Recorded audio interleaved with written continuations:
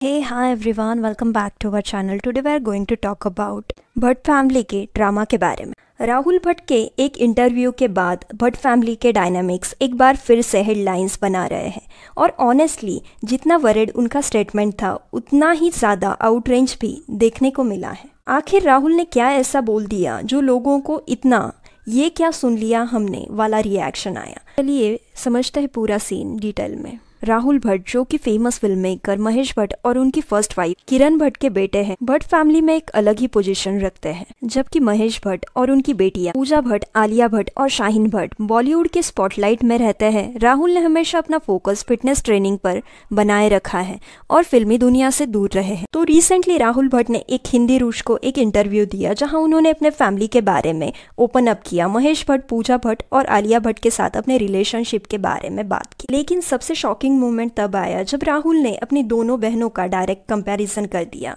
और वो भी काफी ऑकवर्ड और अनकंफर्टेबल तरीके से। राहुल ने कहा, आलिया मेरी असली बहन पूजा का आधा भी नहीं लगती है, टैलेंट में भी नहीं, लुक्स में भी नहीं, और अट्रैक्टिव भी नहीं लगती। अट्रैक्टिव की जगह उन्होंने दूसरा वर्ड यूज किया। यहाँ तक उन्होंने आलिया को पानी कम चाय तक बोल दिया। मतलब पब्लिक में अपनी छोटी बहन को इतना डिसमिस करना definitely left everyone thinking, bro ये क्या बोल दिया। जैसे ही राहुल का ये इंटरव्यू वायरल हुआ, सोशल मीडिया पर लोगों के अलग अलग रिएक्शंस और कमेंट आना शुरू हो गए। न्यूज हेडलाइंस में सुपर वर्ड थिंग टू से टाइप फेज घूमते नजर आए और रेडिट, टिकटॉक, इंस्टा रील सब जगह राहुल की क्रिटिज्म शुरू हो गई। पब्लिक ने उनके स्टेटमेंट को डिस्गस्टिंग, इनअप्रोप्रिएट, डिस्टर्बिंग और ऑब्जेक्टिफाइंग बोला। कई लोगों ने ये भी पॉइंट किया कि अपनी सिस्टर्स को ऐसे बेसिस पर कंपेयर करना कितना अजीब और डिसरिस्पेक्टफुल है। साथ ही राहुल के कंट्रोवर्शियल पास्ट को भी लोगों ने याद दिला दिया, जैसे उनका डेविड हेडली से एसोसिएशन ड्यूरिंग 2011 अटैक। ओवरऑल ये सिंपल बात है कि फैमिली में कंपैरिजन करना गलत ही होता है, और जब ऐसा टॉपिक हो तो और भी ज्यादा। ये पूरा कंट्रोवर्सी समझने के लिए भट्ट फैमिली के बैकग्राउंड भी जानना जरूरी है। पहले हम बात करते हैं उनके बैकग्राउंड के बारे में। महेश भट्ट जो कि एक इंडियन फिल्म डायरेक्टर, प्रोड्यूसर और स्क्रीन राइटर है। उन्होंने आशिकी, दिल है कि मानता नहीं, सड़क, मेरा ही प्यार के जैसी ब्लॉकबस्टर मूवीज दी है। महेश भट्ट की 2 शादियां हुई है। पहली शादी उनकी 1917 में लॉरेंस प्राइड से हुई थी, जिन्होंने अपना नाम बदलकर किरण भट्ट रख दिया। उस शादी से उन्हें 2 बच्चे हैं, एक बेटी पूजा भट्ट और बेटे राहुल भट्ट। उन्होंने दूसरी शादी 12 अप्रैल 1986 को एक्ट्रेस सोनी राजदान से की थी। महेश और सोनी ने शादी से पहले इस्लाम धर्म अपना लिया ताकि पहली शादी को लीगल डाइवोर्स के लिए बिना निकाह किया जा सके। शादी के बाद सोनी राजदान ने अपना मुस्लिम नाम सकीना रखा। उस शादी से महेश भट्ट को 2 डॉटर्स हैं, एक शाहीन भट्ट, दूसरी आलिया भट्ट। इस तरह से महेश भट्ट की 2 शादियां हुई है और उनके 4 बच्चे हैं, 2 पहली शादी से और 2 दूसरी शादी से। राहुल भट्ट ने पहले भी अपने इंटरव्यूज में बोला है कि उनका अपने फादर के साथ रिलेशन हमेशा कॉम्प्लिकेटेड रहा है, इसीलिए शायद वो अपनी असली बहन पूजा के साथ ज्यादा स्ट्रॉन्ग बॉन्डिंग फील करते हैं और आलिया को एक आउटसाइडर जैसा देखते हैं। ये डिवाइड और रिजेंटमेंट भी राहुल के टोन में रिफ्लेक्ट होता है। राहुल भट्ट के बचपन में जब महेश भट्ट और किरण भट्ट का डाइवोर्स हुआ, तब राहुल को अपने फादर के इमोशनल सपोर्ट की कमी काफ़ी महसूस हुई। राहुल ने ओपनली एक्सेप्ट किया कि उनका बचपन एक लोनर की तरह गुजरा, जहां उनको लोगों ने टॉन्ट मारे पेरेंट्स के सेपरेशन की वजह से। राहुल भट्ट ने बहुत बार बताया है कि महेश भट्ट उनके लिए फाइनेंशियल अवेलेबल जरूर थे, पर इमोशनली वो कभी भी मौजूद नहीं थे। इसी वजह से राहुल को अपना गाइड, डॉक्टर, लॉयर सब कुछ खुद ही बनाना पड़ा।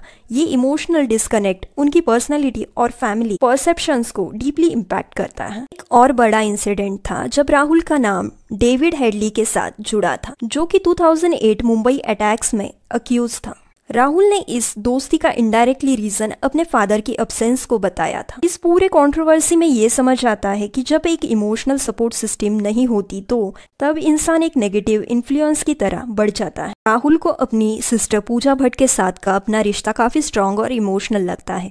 दोनों महेश भट्ट और किरण भट्ट के डाइवोर्स के बाद पेरेंट्स के अलग होने का स्ट्रगल साथ में फेस किया है, जिस वजह से उनका बॉन्ड बहुत ज्यादा स्ट्रांग हो गए। इंटरव्यू में भी राहुल ने हमेशा पूजा की तारीफ की है। राहुल ने हमेशा पूजा भट्ट की ही तारीफ की है, उनके टैलेंट, लुक्स और मोरल कंपास को लेकर। राहुल कहते हैं कि असल में महेश भट्ट का लेगेसी पूजा ने इनहेरिट किया, ना कि किसी और ने। पूजा का एक्टिंग करियर और स्टारडम को लेकर भी राहुल काफी प्राउडली बोलते हैं। एक और इंटरेस्टिंग मोमेंट था जब 90s में महेश भट्ट और पूजा भट्ट का एक कंट्रोवर्शियल मैगजीन कवर आया था। राहुल ने रिसेंटली कंट्रोवर्सी को भी डिफेंड करते हुए बोला कि ये उनके लिए कभी भी इशू नहीं था और उनका परिवार पब्लिक जजमेंट से इम्यून है। पूजा ने भी पास्ट में इस मूवमेंट को इनोसेंट बताया था और उन्होंने रणबीर कपूर के बारे में भी कहा कि वो एक बहुत अच्छे फादर है, लेकिन एक्टिंग स्किल में उनको कुछ खास पसंद नहीं है। अगर हम दोनों का करियर ग्राफ देखें तो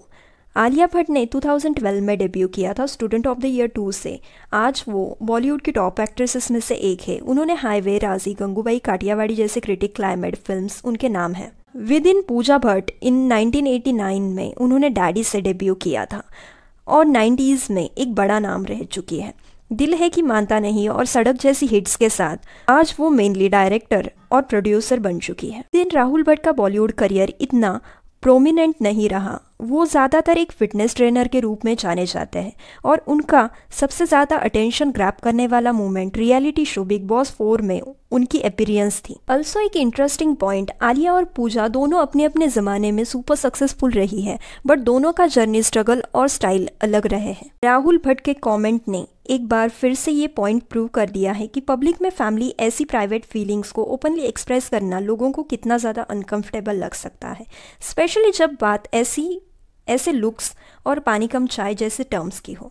फैमिली के बीच हेल्दी डिफरेंसेस होना नॉर्मल बात है, लेकिन जब आप अपने सक्सेसफुल सिबलिंग को पब्लिकली डिटरमाइन करते हो तो वो ऑकवर्ड पैरामीटर्स पे तो सिंपैथी नेचुरली उस सिबलिंग के साइड ही चली जाती। राहुल भट्ट के स्टेटमेंट चाहे उनके पर्सनल ओपिनियंस हो, लेकिन जब आप पब्लिक प्लेटफॉर्म पे फैमिली को ऐसे जज करते हो तो पब्लिक रिएक्शंस और मीडिया स्क्रूट ऑलमोस्ट गारंटेड होती है। अल्टीमेटली चाहे आप आलिया के फैन हो या पूजा के, एक लेसन सबके लिए ही है, पब्लिक में अपने फैमिली और कमेंट करने से पहले 2 बार सोच लेना चाहिए। राहुल ने आलिया की मदरली क्वालिटीज और शाहीन के लिए उसकी केयर को रिस्पेक्ट किया है और उनका बॉन्ड कॉर्डियल डिस्क्राइब किया है, लेकिन पब्लिक में उनका ये पानी कम चाय वाला स्टेटमेंट काफी ट्रोलिंग और क्रिटिसिज्म का सब्जेक्ट बन चुका है। पूजा भट्ट ने भी इस इशू पे कोई पब्लिक स्टेटमेंट या रिएक्शन नहीं दिया है। ना तो उन्होंने राहुल के फेस पर जवाब दिया है, ना आलिया के कंपैरिजन पर कोई कमेंट किया है। शायद वो एग्री करती है या शायद अनकंफर्टेबल फील कर रही है